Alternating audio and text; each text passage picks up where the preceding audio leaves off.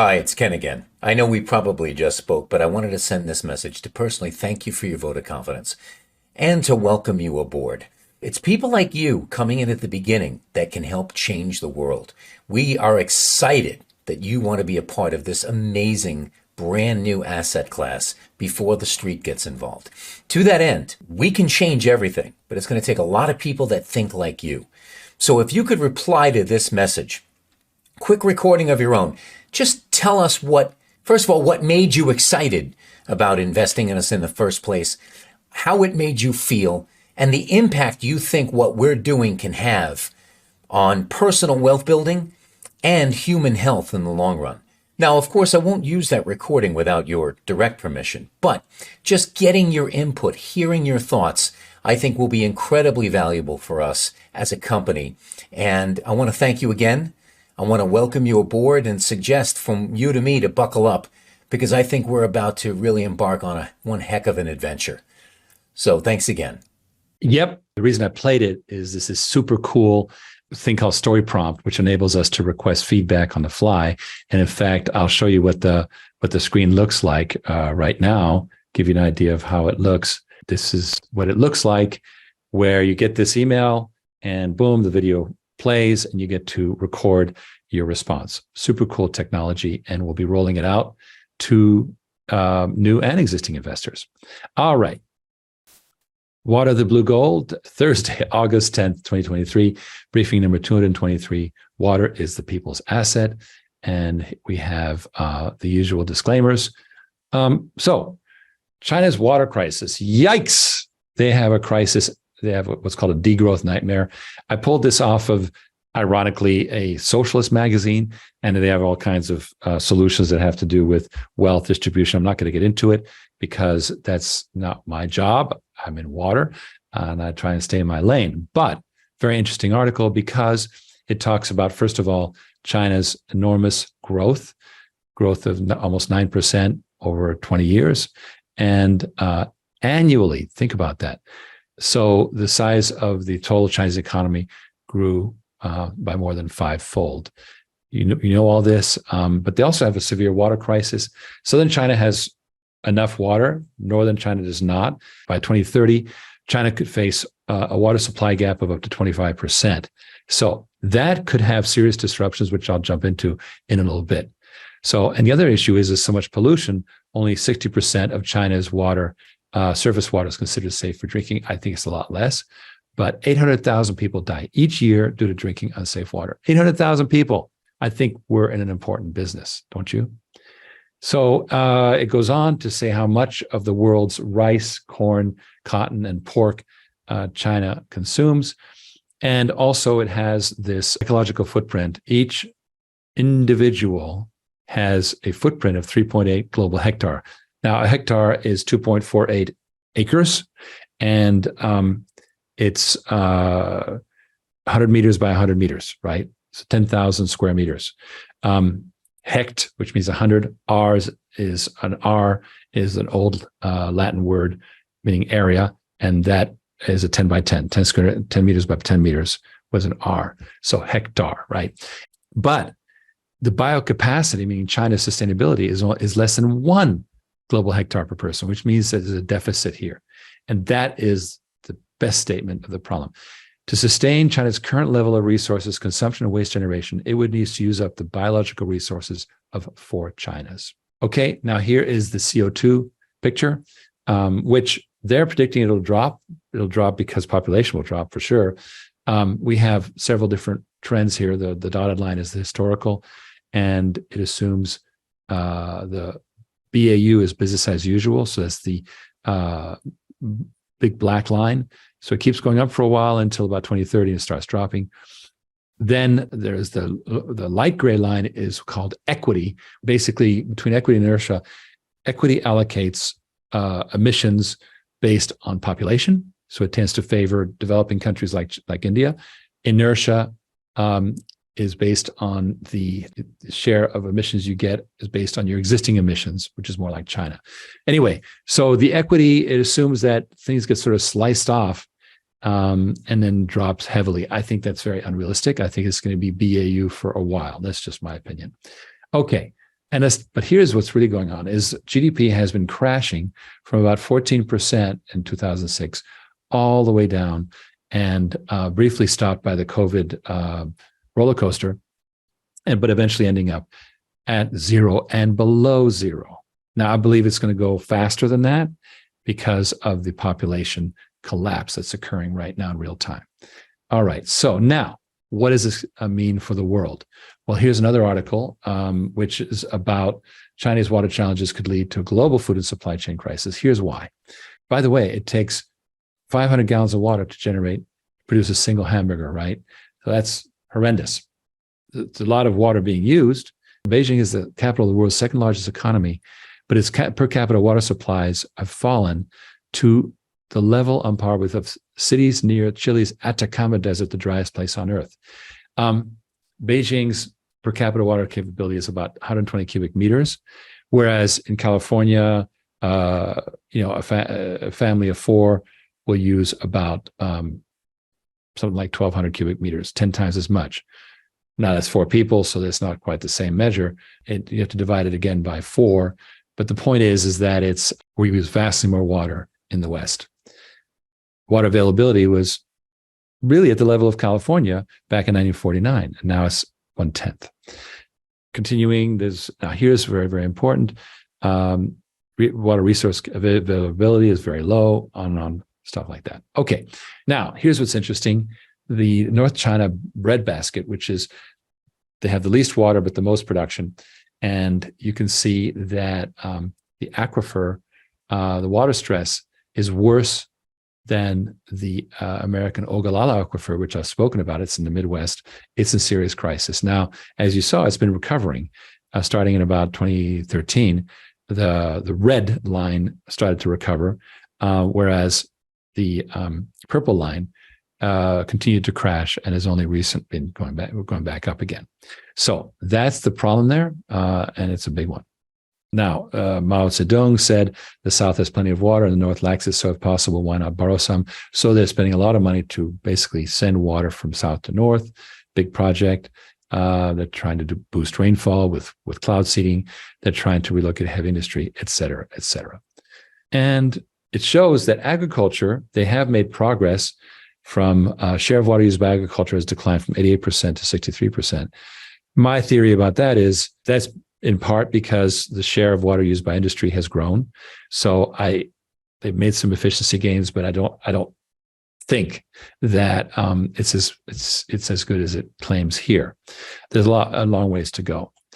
And producing 2 tons of wheat requires enough water to fill an Olympic-sized swimming pool, which doesn't seem like a lot, but just remember this. All the gold ever produced in the history of the world would only fill 1 Olympic-sized swimming pool. That's how big Olympic-sized swimming pool is. And it talks about the fact that China's leadership is keenly aware that famines precipitated by drought helped topple at least 5 of China's 17 dynasties. So they really, really care about that, of course, right? So a sustained China water crisis would spark a global food crisis, would likely spawn an electricity crisis. The coal network would be at risk, and therefore that electricity crisis will create a global supply chain crisis because factories can't run without electricity. So you see how it kind of like domino effect. Here's where this dovetails with the message we've been giving all along, which is that deglobalization is a fact. It says it right here. You got to do it because and it's already happening. If you're smart, you get your supply chain out of China, right? That's where that's at. And that's why we're saying deglobalization will drive a manufacturing boom in North America for the next quarter century. All right. Now, meanwhile, Reuters complains that not enough investors are ready to take the plunge into water tech. And what we have basically is an awareness problem. Sure enough, things like half of Kenya's water is lost. There's all kinds of issues with water running out in places like Cape Town. We heard that story. And meanwhile, at a UN water conference, investors with $1 trillion in assets wanted governments to develop policies. Well, excuse me, but I'm not going to wait for governments to develop policies. We have the solution for self-help. Self-reliance is the name of the game. And of course, that unicorn back in May that was created called Gradient that is servicing the high end for self-reliant water treatment. So it's happening. We are in the much, much bigger market, which is the small to middle market, which of course is vast, but requires different kinds of tools than a Gradient needs, because a Gradient does not have to worry about financing these deals. People like PepsiCo already know, already have the finance. Technology issues are not a big problem, but we have to make sure that we scale up rapidly through standardization, and also that we assist with finance. And that's how we can make it happen. All right. So, and right here, untold trillions for energy, but basically nothing to work on behalf of the gallon. That is changing. All right. Now, last week we had talked about inflation. And sure enough, the biggest problem right now, in my opinion, is that interest payments are skyrocketing. They're about to reach $1 trillion a year. And sure enough, here's a projection of where it's going. Surpass defense spending in 2029, et cetera. And interest costs will account for more than a third of federal revenues by just 30 years from now. So it's already, 15, 18%. All right. So what to do? Well, you tie your investment to high inflation. So let's talk about that. Let's revisit the inflation graph from last week. What is inflating fastest? Sure enough, this is from that visual capitalist graph. And remember how we had showed the different kinds of inflation, with at the high end, hospital services being the worst, but then college tuition being right up there, medical care and childcare, and also food and beverage and housing were the leaders. Well, guess what? In 2022, something changed. Something overtook college tuition that was not on this chart. What's more than college tuition? Guess what? Water. Water overtook college tuition, plus 192%, which is a tripling, right? Because 100% is doubling. So that's basically almost a tripling of costs over the last quarter century. That's ridiculous. And it's unsustainable. There's many, many households that are right now in default on their water bills. I mean, this really says exactly why we're in business and what we're doing about it, because businesses can opt out of this problem by simply having their own private sewage contracts.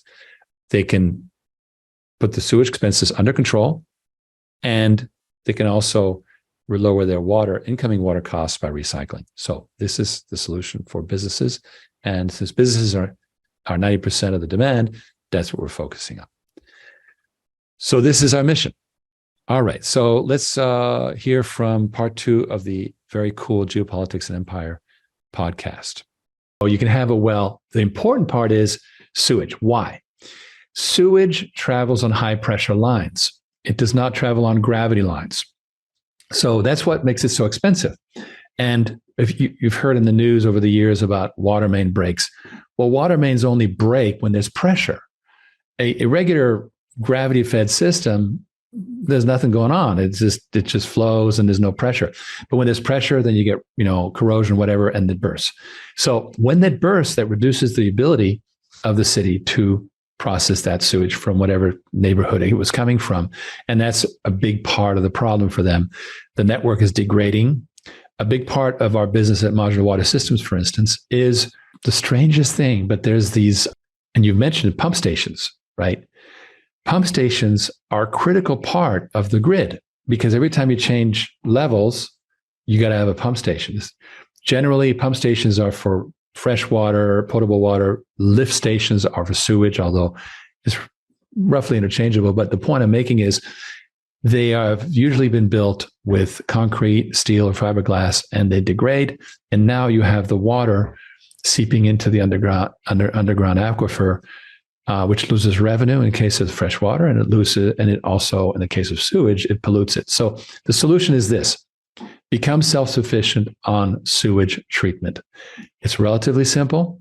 We are seeing an explosion of that happening in, for example, in North Texas right now. There's a huge population boom post-COVID all the way to the Oklahoma border. And they're racing ahead of the utilities capacity. And so we're putting in these containerized systems. And in fact, there's a great video on the OriginClear YouTube with featuring Jimmy Moon up in Munson Point, up near Oklahoma, and it shows this cool 40-foot container that just got dropped in, boom, and this does it. And you got more. If you got more houses, you just put more containers, right? So that's becoming a solution where there's a lot of expansion. A major factor, we think, in decentralized water is going to be deglobalization. We know that's happening already. There's a lot of demand. I've heard that, for example, unemployment is virtually zero in places like Tijuana because there's so much demand for labor. There's also in that area, I've heard of about 1 million square feet of deficit of manufacturing and warehousing space. That's going to continue. So northern Mexico, southern Texas are going to be very strong for businesses that come back because, the China Southeast Asia experiment worked well at a time when we didn't have a lot of automation. And we had a lot of people willing to work for not much money to assemble stuff, from chips to parts to whatever. But now we have automation. And a modern factory can run with very few people. What's going to be coming over the next 20 to 25 years is this inflow of state-of-the-art automated factories. And they'll have to have integrated water treatment because they're going to overtake the water system. I have a good friend who has a water concession in the state of Puebla. He tells me his customers are the Anglos, right? Because those are the ones that by corporate mandate from the 50 states are required to do it. Even in Mexico, the local Mexicans, let the river run in rainbows, shall we say. And so, but this is going to be remedied by the fact that it will be American companies that establish manufacturing in Mexico, and there will be a gradual move towards things being cleaned up. The river Atoyac, which is the one in Puebla, is going to be cleaned up. Mexico is moving towards that. It's actually, as you know, a great economy, has a great future ahead of it. And I think it's going to be even more so. So these deglobalization forces, I think, are going to drive a lot of self-reliant water treatment. And as you say, possibly, drawing your own water from the ground, but for sure, treating your own dirty water. I mean, what you said was also fascinating. I'm tracking and seeing that here. I mean, we got Musk was recently in Nuevo León. They're going to bring in Tesla factory there. Other Asian corporations, companies coming in. China, I don't remember. Further EV factories. There were recently semiconductor. Heads of semiconductor industries, I think Korea and elsewhere, coming in to decide whether it's viable for them to open up in Mexico. So there's a lot, and the foreign FDI is increasing. It might even hit a record. So that's all coming in, as you said. And I was reading as well that there was an article here in Mexico saying that they don't have enough workers. There's not enough workers or not enough qualified workers. So again, that just speaks to what you're saying. Economically, Mexico is on the way up.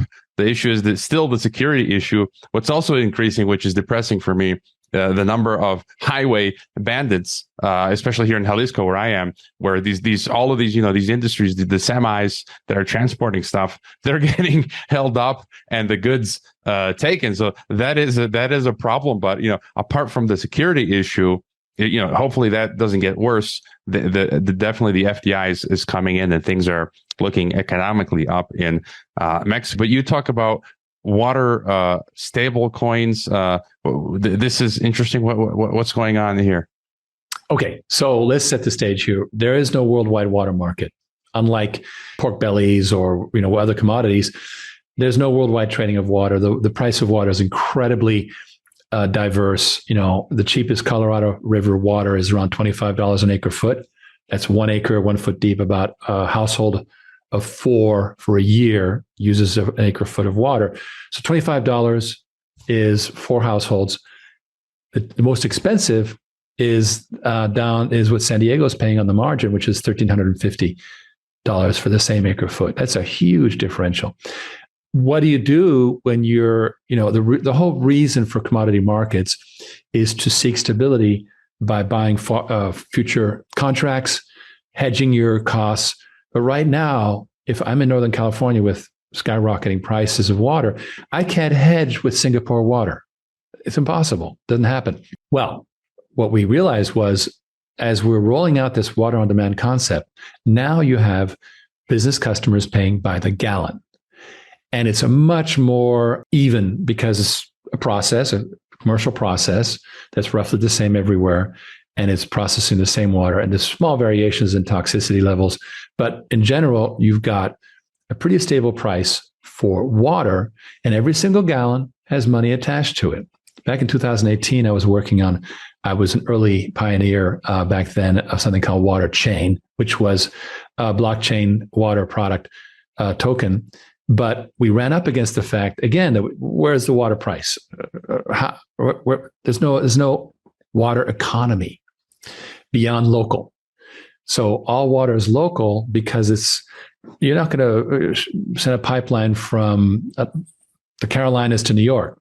It's too expensive, right? For the price of water, even when it's a lot, because it's one of the cheapest things around. So what we realized was, as we grow the water on demand network, we will have an increasing amount of water being processed, and the stakeholders are getting their royalties. And those royalties right now are being paid by ACH, automated clearinghouse, because it's relatively simple. But we said, well, why don't we instead, let's say that you, Hervoye, go ahead and invest in a piece of water on demand. We have a series of funds that we create. So you have a piece of one, and now you're going to start getting your percentage. Well, how about you instead get a token that is your contract and all the future revenue from that contract, and automatically there are payments happening. That means you can transfer that contract. And that now starts to eventually create a marketplace where people can trade these water tokens. And the key to getting there, and which is why we're not doing it right now, is we need to replicate the water on demand model in other regions. As we perfect it here and get momentum and so forth, we then want to do a deal with a financial player in the Middle East, let's say Dubai, in Singapore and Tokyo, et cetera, to essentially replicate what we have. And now we'll have carbon copies of water on demand throughout the world. And it's going to take a decade. It's not going to happen overnight. It's one of those things, I was in high tech for years before this, and this network effect is real. The value of the network increases by the square of each node, right? It's geometrical progression. So the more of these we create, the more this de facto standard of the water on demand royalty, which we've named, we have $symbol H2O is the name of it. And it's kind of like a digital bond in a way. It is a security, no question about it. We're not saying it's not, because you're receiving dividend income. And no bones about it. And that's less of an issue in non-US jurisdiction. But, if you're not fighting being a security, there's no issue. The SEC will find you're a security, be regulated as a security, everything's great. So that's the plan. As I say, we don't have a problem right now. We have, I think our total OriginClear investor base of regular repeat investors is about, 300 or 400. So it's not a lot of people, even as they're being converted over to water on demand.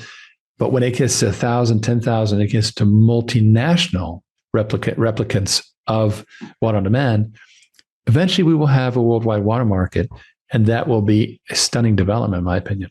You answered a number of my questions there. And so, pun intended, I'm stealing this from you. We've covered sort of the waterfront. And is there anything, that I haven't brought up that's also, an important or pertinent issue that you'd like to get across? No, I think we've done a good job. The main thing to remember is that the U.S. does not recycle water. And that's a major, major flaw. And it's caused by the same problem that the energy grid has, which is it's a one-way system. The dirty water goes to the city, and the city treats it and dumps it clean. I'm not saying it's not treated, but it's been wasted. And water is becoming much, much too precious to do that to. And so recycling is critical. The only way it's going to happen is if we modernize. Israel has very high recycling rates, almost 90%. But they're able to do that because, number one, they're command economy. What they say goes. It's very, very homogenous. Secondly, it's relatively new water treatment systems. The U.S. is not in that place. So we're not going to rebuild these things anytime soon. The way to do it is small is beautiful. Do it one place at a time. And then it's economically rationalized by, hey, I've got a water bill. I'm going to reduce it by sprinkling my lawn with my leftover water. And now you've got really water independence. It's actually super exciting. It's in the same vein as the energy thing. But here's the big difference.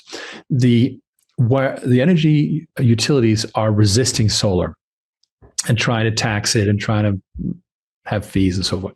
The water industry is delighted to let industry and agriculture do their own treatment. They're actually driving it. A lot of large companies, PepsiCo, for example, has committed to 80% reuse of their water. Great. That means they have to have their own plant, and the water districts are happy with that. So this is a golden era, really, where the utilities are very happy with the unburdening that goes on. And once you unburden, now you can start helping you and me, the regular people. In Ireland, fresh water is free. It should be free in America too. And it can be if all the budgets are devoted to the people and not industry and agriculture. So that's really our mission. Very, very cool. What more can we say? Water, it's going to be very important from here on out. And thanks for being on Geopolitics and Empire. And that was a super cool podcast. We're going to follow right away with a completely different tone. Hervoye Morek is very cerebral, as you can tell. He's very thoughtful. He's an amazing geopolitical analyst, by the way. Now we get a totally different tone with Business Bros. Check it out. Shut up and sit down. The thing that popped into my mind is like a laundromat, for example. They pump water like crazy through these washing machines, and it's already going through a system that comes in from the city, gets drained out, goes back out to the city, and so I'm thinking leasehold improvements when it comes into kind of installing equipment like this into the system. And I love the fact that it's pay as you go, because a lot of the solar companies do the same exact thing. You're literally taking into the meter and you're paying now only based on the usage that you're using, or even like when you have net metering, sometimes you're just producing more energy than you're actually putting out. You get a nice little credit. So two parts for this question. One is there a lot that goes into restructuring leasehold improvements in places that might have large water filtration systems already in place, or water just in general? We have a classic situation going on in North Texas right now where there's a huge land boom going on. They are just on fire. And the problem is it's the sewage is not keeping up with the housing developments. And so now we've started installing these self-sufficient housing developments that treat their own, what we call black water. That's the poop. It's called black water. And so they treat their own black water and they're self-sufficient. Now typically they bring the water in from the city because it's easy. They can drill their own well, but most of the time they just take water in. But here's the good news. They can recycle, right? And so, in a situation like a laundromat, think about being able to recycle that water. And in places like California, that's unbelievably, I was in LA until I escaped to here where I'm in Clearwater, Florida. There are residential users in Los Angeles that pay $14,000 a month for their lawn water, right? It's ridiculous because of the tiers, right? And it gets worse and worse, as you know. And so recycling water means a lot. And that's a big reason why a business would want to do this. Let me ask you about so the second part of my question was going to be in the net metering type thing, where it becomes actually a profitable event for you to install these types of systems in place. When it comes to solar, I know for me, sometimes my solar bill or my electric bill comes in and it's negative. I don't actually owe anything. They're giving me some money because of the amount of energy that my solar panels have put in. Are you expecting a net metering type of activity to happen with the water system if you're using a recycling system like yours? Well, that's a really interesting concept, and I think eventually it might happen. Look, California, for example, is we had a great year with the atmospheric rivers, and as a skier, I loved it. But guess what?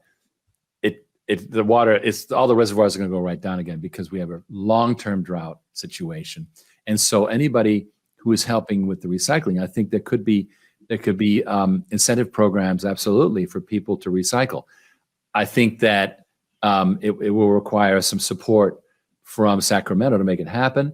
But in the meantime, what's great is, whereas in solar, the energy companies tend to resist solar, and they don't like the net metering thing. You're very lucky to have it going on because many parts of the country it doesn't work at all, right? They don't allow it. They don't allow net metering, blah blah blah. They make you pay a base load no matter, even if you don't need it.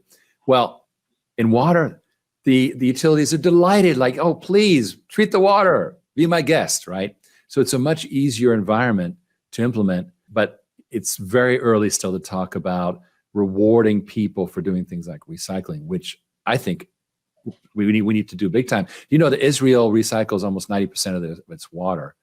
US 1%. Come on, we can do better than that. That's ridiculous. Yeah, well, they're also in the middle of a desert, so they need to have some sort of process to recycle the water that well, so California. Exactly. We need it. California for sure. The rest of the country, man. But let me say this. Do you know that going down the middle of the country, which is almost half of all produce farmed is in the middle of the country, there's something called the Ogallala Aquifer. And you'd think it was unlimited, but you know what? It's down 150 feet already. It's actually, we are using more water than there is in the groundwater. And you can't just fill an aquifer like with a pitcher. It has to seep in over years. If we completely drain the Ogallala Aquifer, it will take 600 years to refill it, right? That's what's going on even in water plentiful areas of the country. So I think we need to be water aware. Here in Florida, it rains all the time. We still have water issues. Why? Because water gets polluted, because there's seawater intrusion, for various reasons. I won't get into it. There's also a lot of agricultural runoff into lakes that then creates all this algae that kills the fish, blah, blah, blah. We need to have better stewardship of our water. And so I think that we need to start thinking about recycling and best practices everywhere. Now, I remember when stuff like this was coming into popularity, people were upset because of the whole thought of toilet to tap. Right. That concept of, well, it's cool for the guy who's out in outer space that doesn't have any water, but I could literally go to somewhere else and have my water like completely clean. What do you say when people are like, worried about the toilet to tap water? Well, it's not necessary to make drinkable water from your recycle, right? We see it you often see it on the side of the freeway, this sprinkler is using recycled water. You don't drink it. Don't drink that water. Why? They took water that was cleaned up enough to put back in the ground, but it's not potable. It's not drinkable. So that is the first step, is to get widespread recycling. For example, a brewery can reuse 50% of its water without using it for beer, just using it for wash downs, for steam vessels, for all kinds of, side issues. So, it takes 7 to 8 liters of water to make 1 liter of beer. But if you can save 4 of those liters, then that's good, right? Then you start spending less water. And you haven't even talked about using the dirty water for beer. And I recognize the toilet to tap thing, by the way, whoever came up with that was brilliant. Oh my gosh. They killed it. It destroyed the whole concept. I don't think that the central utilities, first of all, they're not suited for it. The problem with the utilities, they don't have return lines. So yeah, they bring it in, they recycle, then what do? They're literally going to put it back into the water supply. It's going to be a problem. It's going to be a problem. Better let people do their own recycling. That's a better idea.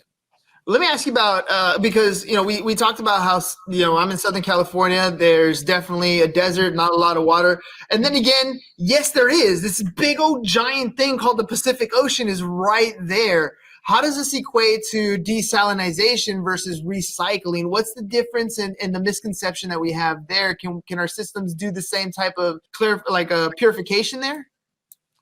I don't know if you remember what happened in Huntington Beach, but for 10 years, they were building a desalination plant. The project got killed. Why? People didn't want the darn plant around them. And, it's noisy, but also what it puts out is this brine, this heavy brine, right?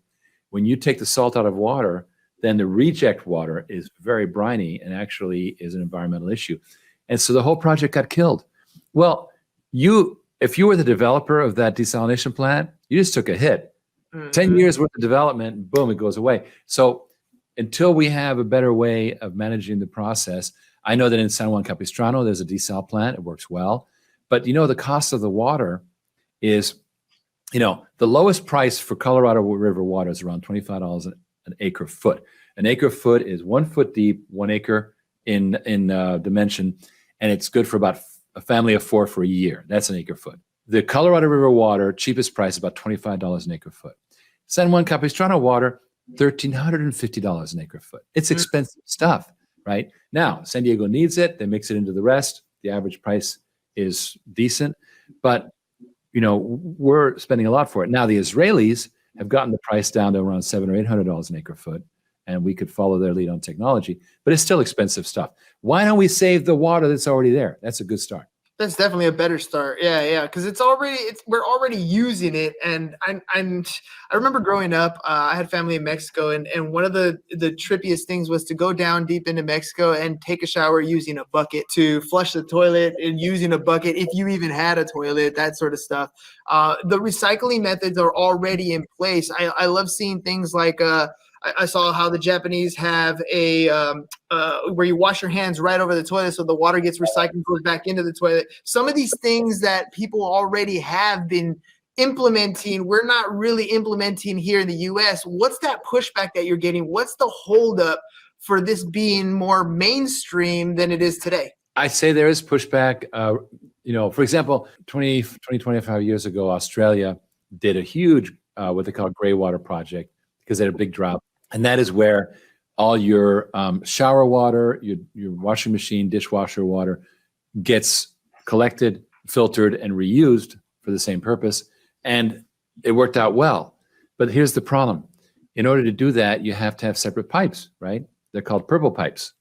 And these purple pipes, because you're going to have to divert the water from those sources. So you got to do some plumbing. And we're just not into it. At the residential level, we're just not doing it. I'm in a brand new development here. It was launched in November 2021. We don't have purple pipes. It's brand new. People are building buildings right now that are not equipped for gray water recycling. Better, and this is why we said, let's focus on the 90%. Industry and agriculture, they're into it. They have big water bills. They have, one of the problems we have in water is that the water rates is going sky high. A lot of people having trouble paying their bills and water.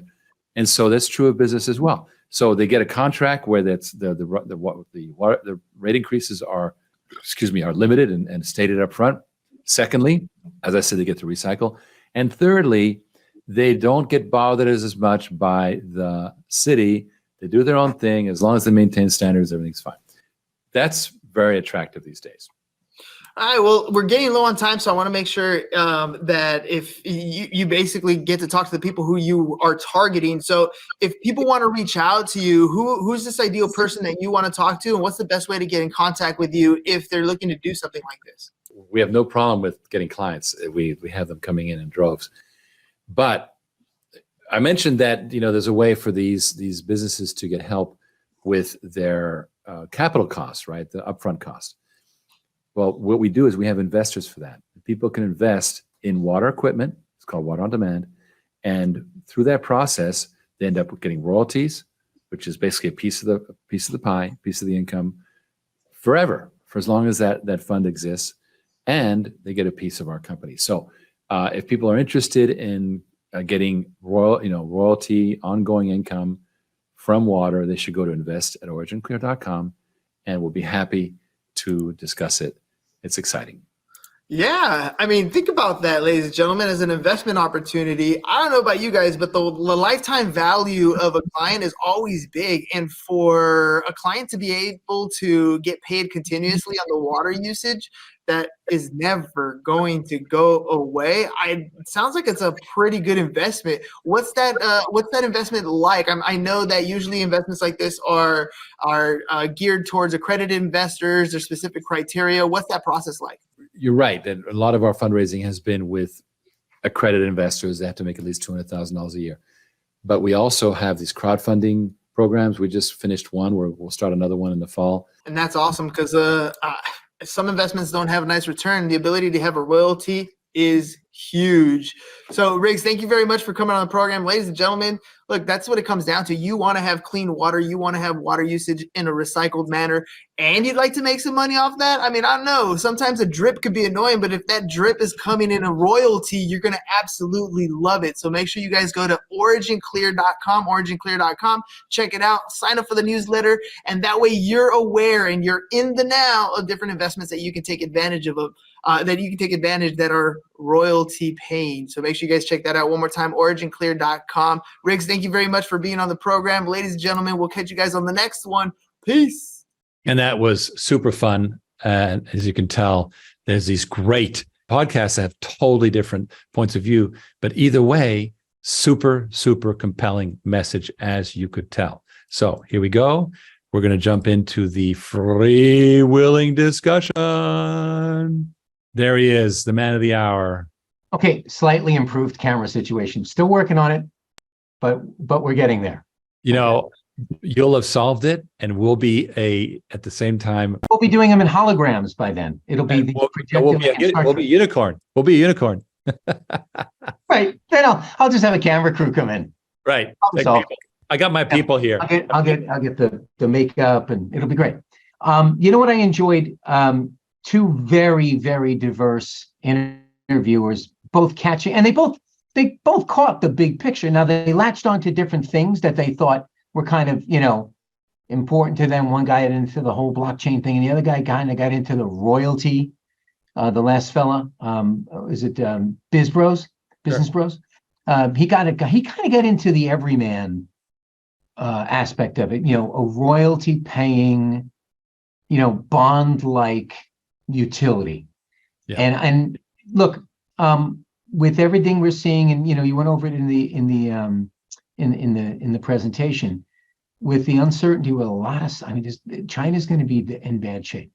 It's going to allow for like you said, massive amounts of automation. Now people will say, well, those aren't factory jobs. No, but they need to eat.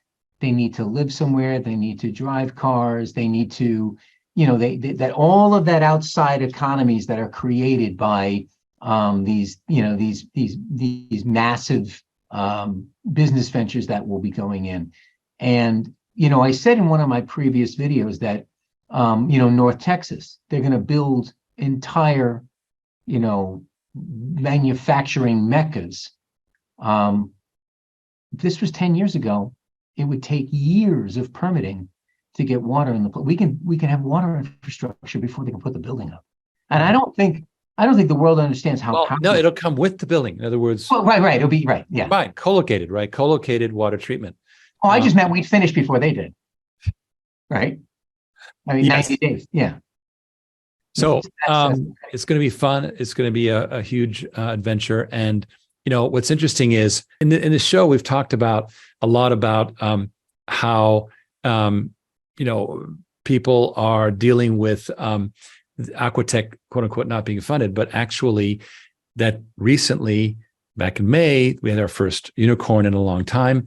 It's doing the decentralized water treatment for the big guys. Mm-hmm.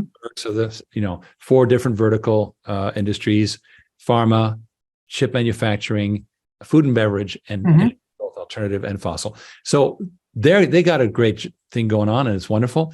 But there's only so many of those high-end players. And by the way, we service a number of them with progressive water treatment. And we just can't talk about right. Our division in Dallas, and we been doubling and tripling our business now for a couple of years now, doing exactly that. And we And they're have phenomenal clients, but they're limited in scope. So here's the way to look at it for investors. Okay. What's the market cap of Bugatti and Lamborghini compared to all the other cars below $100,000 or $100,000 and below? It is it's a what, several hundred times the size is the market, right? or like the McMansion market, right? McMansions are valuable, but the vastly more middle market housing. Sure.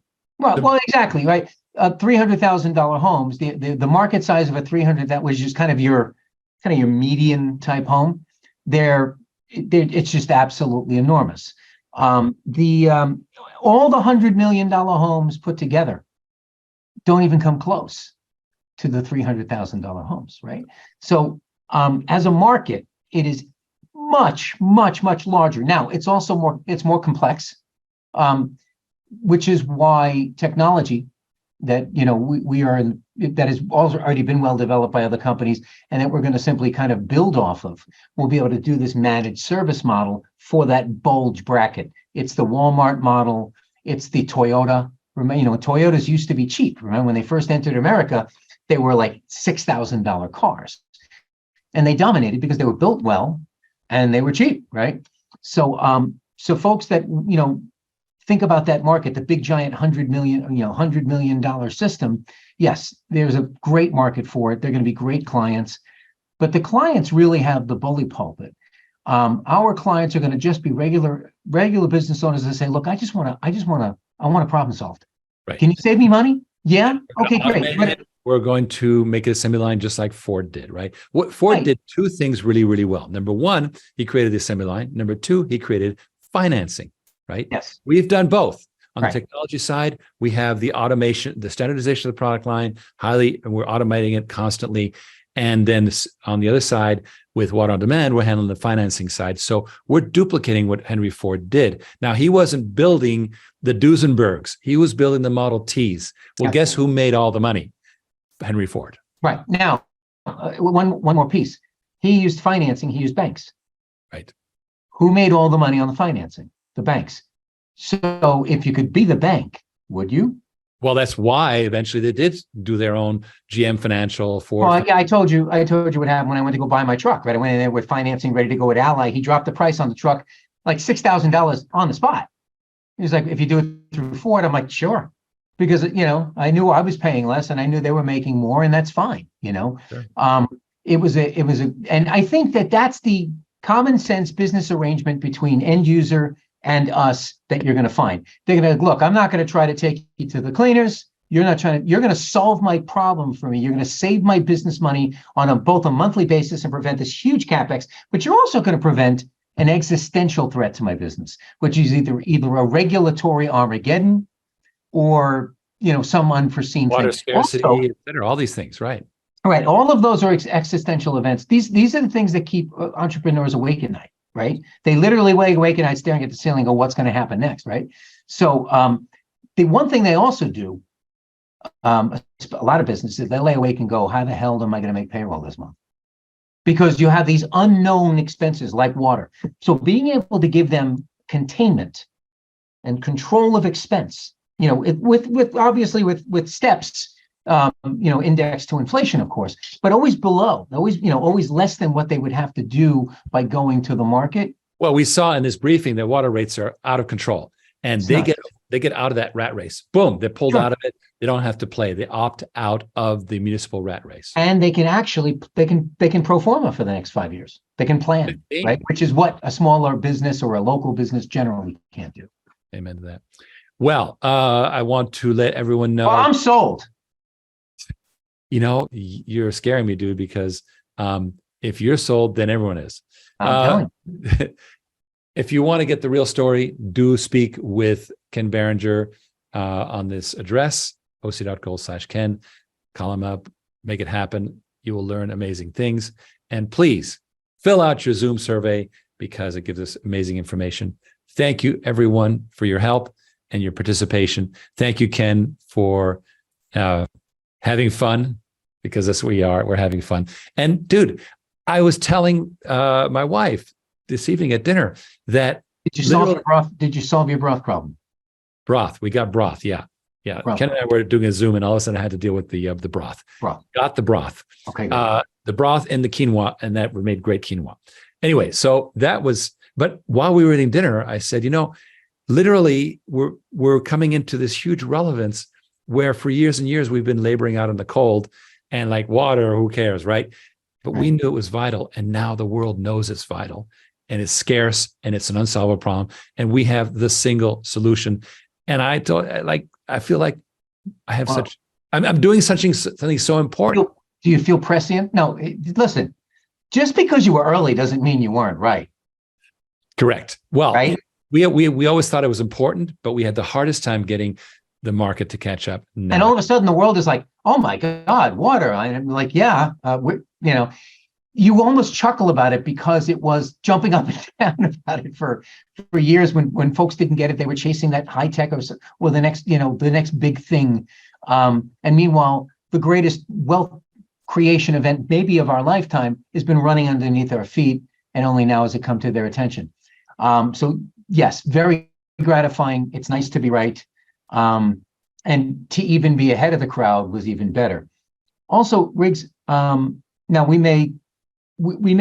was thinking about sending out an email. You played that story prompt earlier. Sure. Think about sending out an email to some of our investors that have enjoyed the experience on this briefing. And guys, if you don't mind, if I send this out, could you reply? Because hearing it from you, it's very important to help us guide the company and our mission by hearing directly from you and your vision. You have a lot to offer as investors, and you have a lot of brains out there, and it's all, we don't get to tap into that. So if I can tap into your thoughts on this, if you could reply to that quick message of your own, I think that would be super important, super vital. And of course, we won't use it without your permission, but it'll still help. We'd love to hear from you. Thank you for your support. It's been amazing, and on we go. Ken, have a good night, everyone. Enjoy your weekend. Next week, we're going to have a peek into the process of building the modular water systems, high-class professional competitive analysis. And I actually took some of the recording of that Zoom, and we transcribed it. You'll find it fascinating. So do join us. Thank you all, and good night. Have a nice weekend.